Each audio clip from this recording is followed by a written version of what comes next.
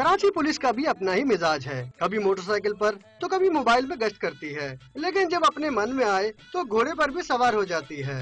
दिल की चाल चलते इन घोड़ों पर पुलिस एहलकार सवार हो तो देखने वाले वैसे ही दंग रह जाते हैं। लेकिन अफसोस, हजारों का चारा खाने वाले ये घोड़े भी नुमाइशी हैं, जो सिर्फ सिंध असम्बली और अस्तबल तक ही महदूद रहते हैं। गली गली चोर है, गली गली चोर है।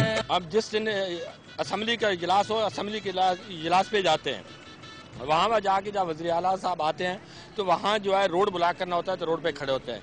पुलिस के घोड़ों के क्या कहने, उनकी तो चाल ही निराली है और उनकी सेहत देखकर अंदाजा होता है कि पुलिस किसी को खिलाए ना खिलाए, इन घोड़ों को माल पूरा मिल रहा है। गली गली चोर है, गली गली चोर है। चना खाते हैं, जौ खाए, चना है, जौ है, चीपा है और लूसन खाते हैं। कभी कभी होने वाले सिंध असम्बली के इजलास के मौके पर नुमाइश के बाद घोड़ों को बेचारे एहलकार उनके अस्तबल तक छोड़ देते हैं, लेकिन एहलकारों के हुलिये से ऐसा लगता है कि थकन घोड़ों को नहीं उन्हें ज्यादा होती है। कैमरामैन मोहम्मद नबील के साथ महराज अख्तर, डॉन न्यूज, कराची।